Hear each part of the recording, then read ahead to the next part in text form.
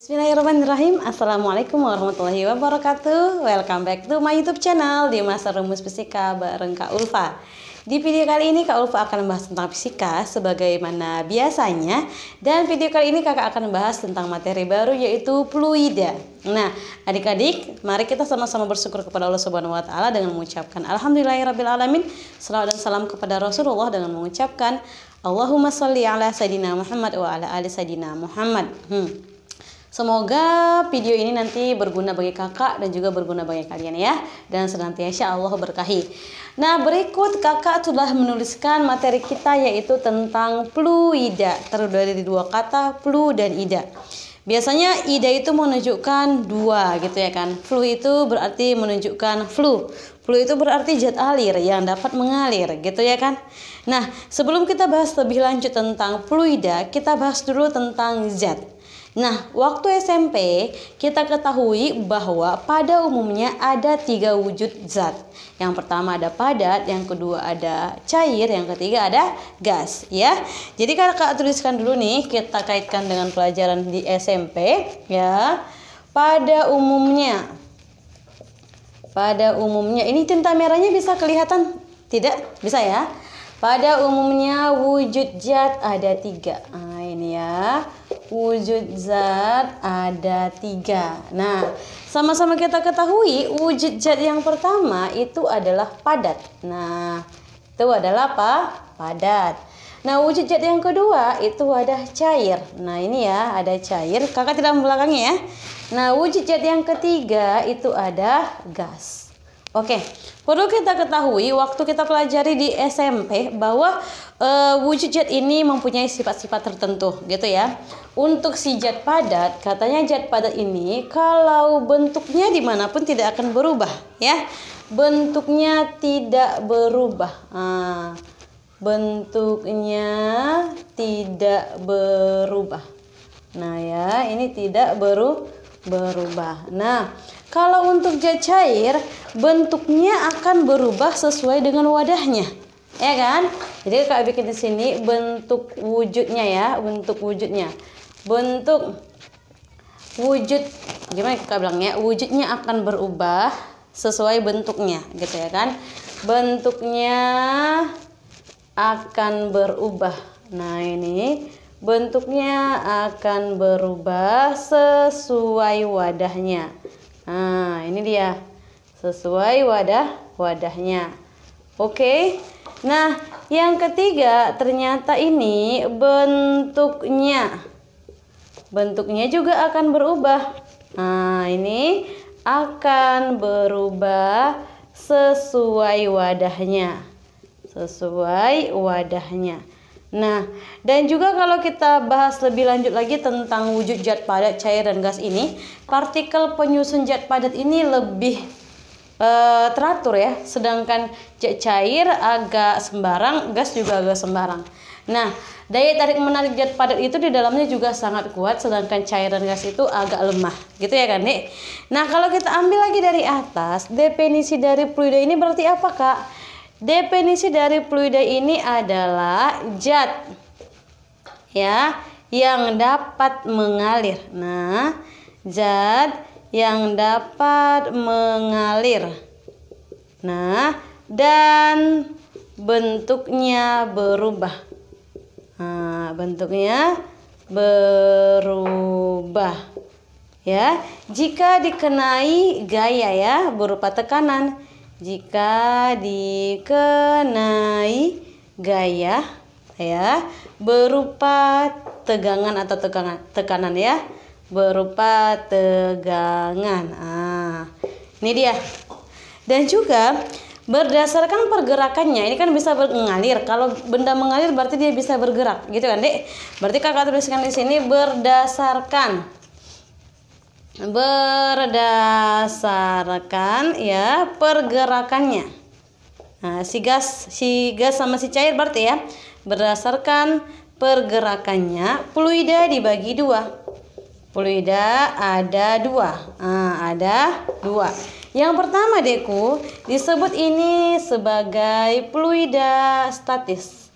Nah, ini fluida statis. Yang kedua di sini ada yang disebut sebagai fluida dinamis. Nah, ini fluida dinamis. Di SMP tak ada pembahasan ini kan? Nah, ini kelanjutan dari partikel dan zat kalau di SMP. Jadi fluida statis itu berdasarkan pergerakannya bagaimana? Fluida statis D berdasarkan pergerakannya adalah fluida yang sifatnya diam. Berarti zat alir yang sifatnya diam gitu ya, Dek. Jadi, fluida statis ini adalah zat alir yang sifatnya diam. Yang sifatnya diam. Contohnya apa, Kak? Contohnya adalah botol aqua yang diisi air. Misal nih Kakak ambil contoh barangnya ya. Contoh barangnya ini nih. Nah, ini. Ini kan zat alir nih. Bentuknya seperti bentuk dari botol ini, botol aqua ini. Tapi di sini dia sifatnya diam, tidak dapat mengalir kecuali Kakak berikan pergerakan. Nah, kalau diam aja begini, berarti ini disebut sebagai fluida statis. Bisa ya? Nah, ini disebut sebagai fluida statis. Baik. Kalau ini fluida statis, berarti yang kedua bagaimana?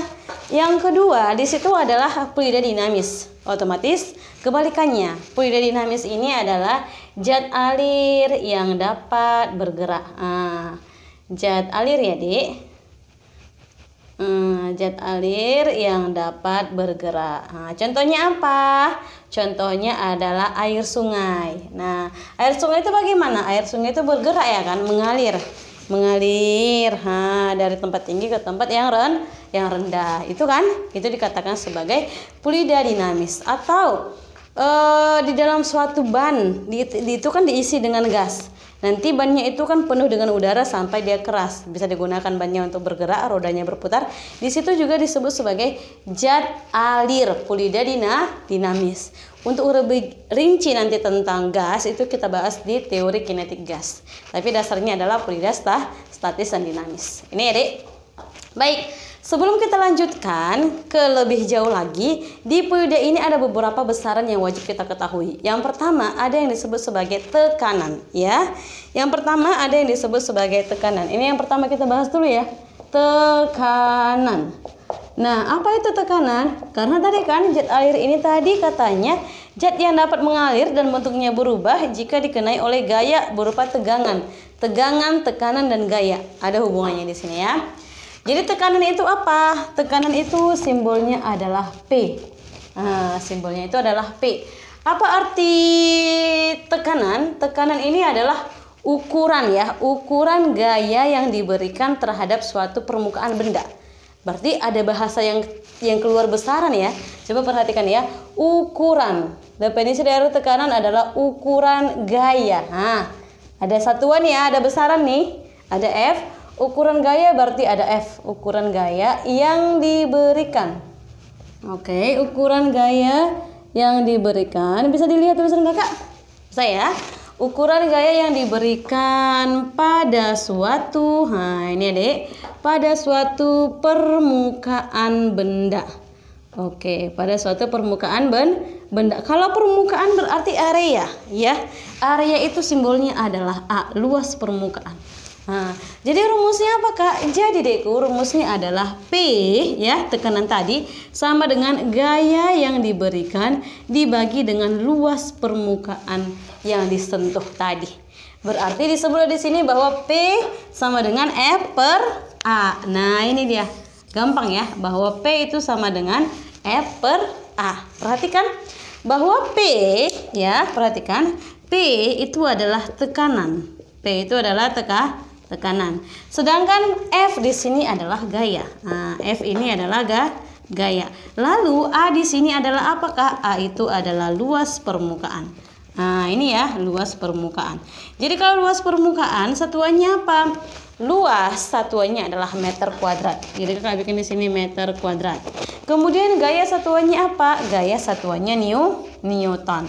Sedangkan tekanan itu satuannya adalah Newton per meter kuadrat. Nah, ini Newton per meter kuadrat. Tapi Dekku seringkali ini untuk tekanan satuannya adalah Pascal. Satuannya adalah Pascal. Oke. Perhatikan ke depan. Untuk rumus P sama dengan F per A. Berarti tekanan berbanding lurus dengan gaya berbanding terbalik dengan luas permukaan. Orang yang banyak gayanya berarti orangnya akan tertekan. Kalau tidak mau tertekan maka kurangi gaya. Ini ilmu fisikanya ya.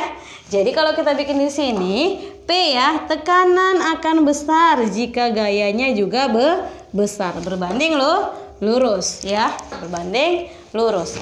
Sedangkan tekanan itu berbanding terbalik dengan luas permukaan. Orang yang banyak gayanya pasti akan tertekan. Kalau tidak mau tertekan maka kurangi gaya. Nah, itu ilmu yang harus kita dapatkan dari pertemuan fluida di pembahasan kali ini, tepatnya pada subbab tekanan. Ya, sampai di sini videonya dek. Semoga bermanfaat. Jika kurang paham atau ada yang ingin dikasihkan saran kepada kakak, maka cantumkan saran kalian di kolom komentar dengan etika yang benar ya. Jangan lupa untuk dukung channel ini dengan cara like, komen, dan subscribe, serta ajak teman kalian untuk bergabung di channel Mas Rumus Fisika dengan share sebanyak-banyaknya link video kakak. Sampai di sini. Assalamualaikum warahmatullahi wabarakatuh.